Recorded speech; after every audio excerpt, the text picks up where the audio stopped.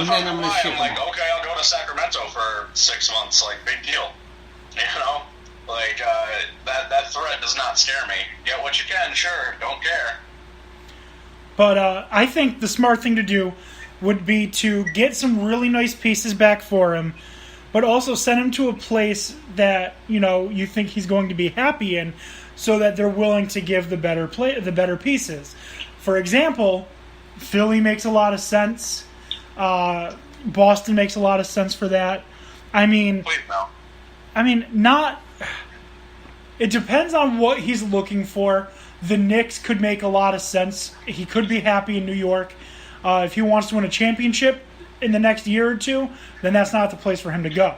But if he wants to play for a team that, you know, he would be, you know, next level superstar, the Knicks are where you want to play because it's the biggest market. But all in all, I think if he wants to win a championship in the next year or two, I hate to say it, the Celtics are the place for him to go. Other than the Warriors, of course. And, you know, maybe he wants to go there, or maybe he's okay with going there, but they're also asking for way too much. They're asking for his prime value, and, like, they have to accept that he's not prime value right now. He's, you know, I think he's being pretty unprofessional, and that kind of sucks for the Spurs, but at the same time, you gotta play the hand you're dealt. Yeah, because his actions are certainly driving what the Spurs can get lower. Well, because they know that he wants to leave, and the Spurs are not the ones in the upper hand here. wait, well, my question is, I haven't seen many reports, but is that what they're asking from everybody, or is that what it's going to take for them to trade him to Los Angeles specifically? No, they were asking that from Philly. They were asking for 3 first-round picks and 2 like young stud players. I'm like, you're not getting that. You're not getting that. No. Like, I don't care that those first-round picks aren't that valuable right now. If you're asking for 3, you're hoping for future firsts. And, you know, if they're signing Kawhi, that means they're win now. Those future firsts become the only pieces you can add to your team at a certain point because you're maxed out everywhere. You're hitting the luxury cap. Right. Yeah, they're going to have to come down on their asking price. That's the reality if the Spurs want to do something. If not, they're stuck with a disgruntled player who may or may not play on any given night. And there's no way a team is going to give up 3 first-round draft picks for a player that's going to be there for 1 year. Right. No. Why would you? Especially with no guarantee like that. Definitely, but I still think it's asking for a little too much. What if they came up with this like crazy trade, like we will trade you these 2 players and a first-round draft pick for 3 years, but if he doesn't play for us for 3 years, you only get 1 first-round draft pick per year he plays for us. Well, that doesn't tend to happen because sign and trades are, you know, pretty prevalent. So he has to sign that contract. He has to sign the dotted line, and then the trade goes through. Otherwise, it doesn't. No, so you do the. I mean, they couldn't make 2 trade offers and see which one they take.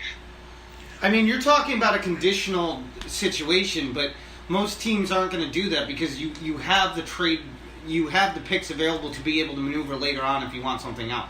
Yeah, but you can't trade a hypothetical pick depending on some jackass. Yes, you can. It's a conditional draft. That's not a great. It's the same idea. That's not a great deal.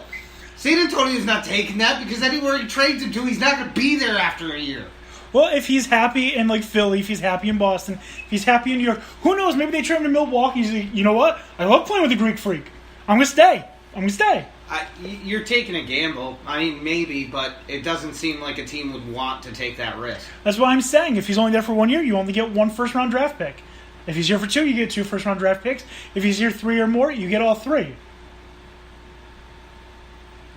You think they could work out something crazy like that? If I'm a GM of an NBA team, I'm going all in for these crazy-ass trades. I mean, that being said, a lot of teams right now don't want to trade away a lot of their youth talent, too. Because that's where a lot of these teams built their teams up to be, where they're like, okay, we need Kawhi Leonard, and that'll do it for us.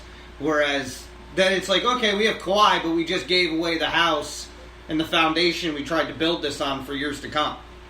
Yeah, but, I mean, It depends on the team you are, because if you're if you're the Kings, I mean, you mess that draft pick up every year anyway, so who cares? Well, that's a whole nother argument. Right, like if you're the Browns, who cares about first round draft picks? You always screw it up. So, I don't know. I mean, we'll see. Kawhi's obviously the last remaining question mark really, truly out there. And it'll be interesting to see how this unfolds. One other that I forgot to have mentioned, Aaron Baines staying with the, I almost like Cleveland Cavaliers, the Boston Celtics. He's staying with Boston. Whatever. Yeah. Why wouldn't you if you want to win a championship? The one other one, more New York-centric, is Kyle Quinn has joined the Indiana Pacers. Gonna miss him. You know, he was a local boy. Always played with a lot of fire, a lot of heart, but I get him leaving. You know, he's not really on the same timeline at 28 versus most of our core now is like 20. Did you hear what he said leaving? Yeah, he's a Pacer now. Well, no. Did you hear what he said when he left and what he? He didn't want to play for Draft picks. just a draft pick, which Yeah. I get that sentiment, and you know it's always taken out of context. He said some positive things as well, but I do understand the sentiment, and I'm not going to really fault him for wanting to join a team that has a shot at going pretty far in the East. I mean, it's not like he's wrong. Oh, Right. how could I have forgotten? Oh, Lance Stevenson playing with LeBron in LA. Yeah, that's strange. Oh, yeah. And Rondo going they're there, gonna have some smooches. what? It's gonna be sexy on that court. What a group of misfits they've got together over there. In all fairness, Rondo might not still have the ability, but the man is as sharp as ever. He is probably one of the greatest basketball minds in the history of the NBA. He just knows basketball. In that respect, he reminds me a lot of Allen Iverson. Yeah. Was he like the only one getting the ball too when Toronto was playing Cleveland? Where They was got- who? Iverson? Not Iverson. Rondo. Rondo, yeah. Where was I Rondo don't- playing? He was with the Mavericks, wasn't he? Last season. Rondo's been on a lot of different teams. I want to say he was on the Pelicans. I thought he was a Maverick. I don't know. I thought he was a Maverick. Yeah, I thought he was with the Mavericks too, but he's going to be playing in Los Angeles with the Lakers, with his buddy LeBron James. Yeah, and I heard he wants to start, so that should be fun. I mean, He probably should. Oh, no. You mean he's not he's gonna beat out the MVP? Lonzo. Yeah, our buddy Lon's goat. Again for 18-19? No, he's not going to be the MVP because I'm pretty sure it's going to be Jordan Bell from Golden State, but we'll talk about that at a later date.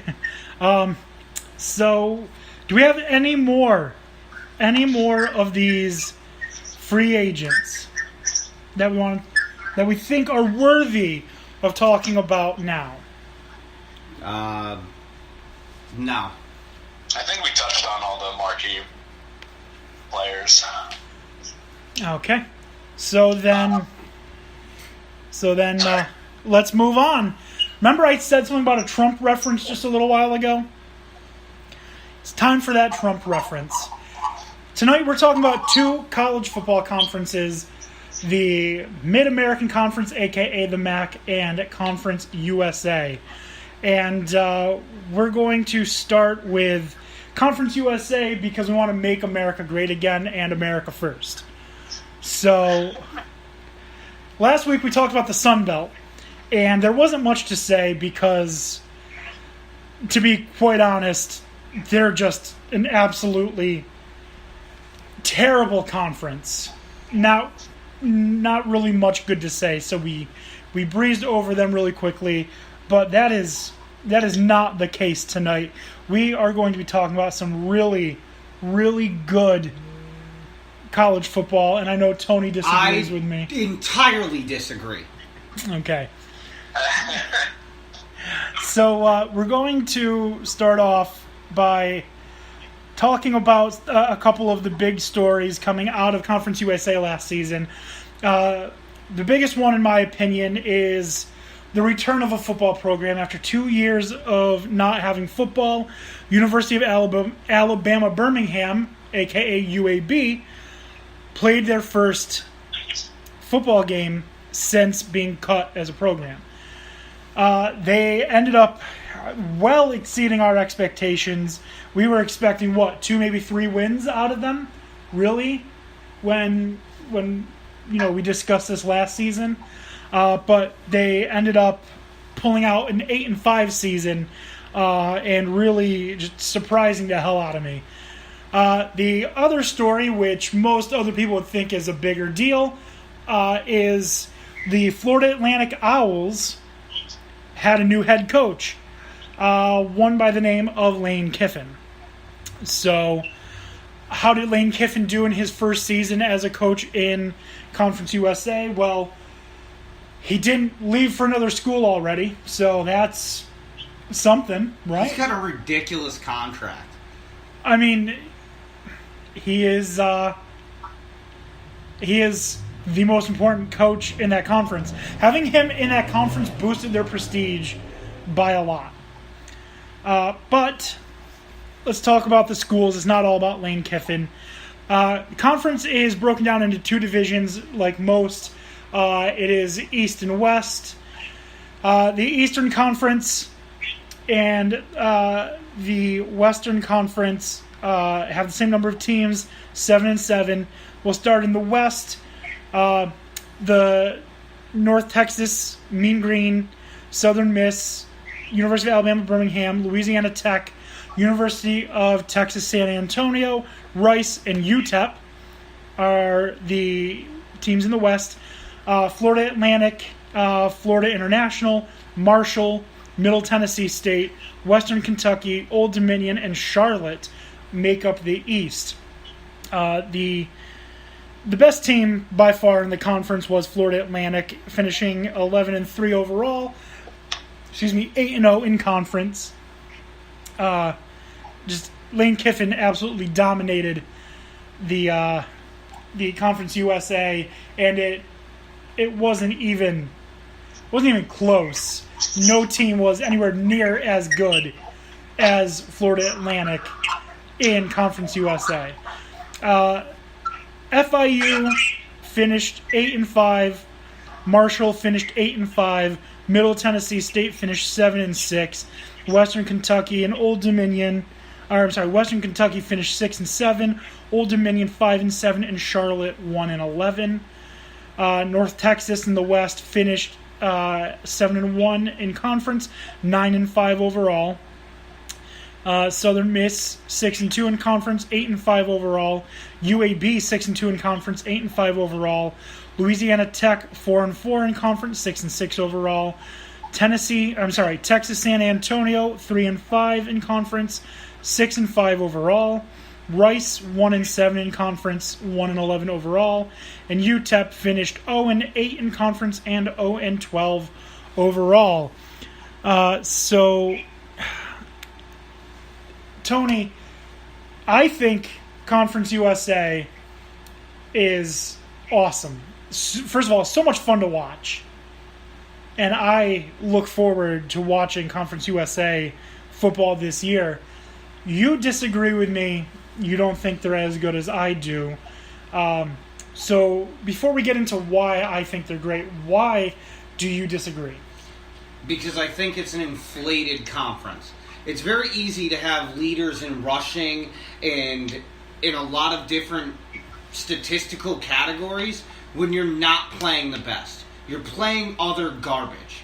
That's all that's happening. You're playing a bunch of kids who couldn't actually go and play the higher caliber of player. That's what you're getting. And you're getting certain stars who are clearly leaps and bounds ahead of all of the other competition that you're playing. So that's going to, in turn, create inflated stats on the players who are heads and shoulders above the rest of the competition. There is a handful of players on these teams that could be playing at bigger teams, but they're not. For whatever reason they choose not to, that's their choice.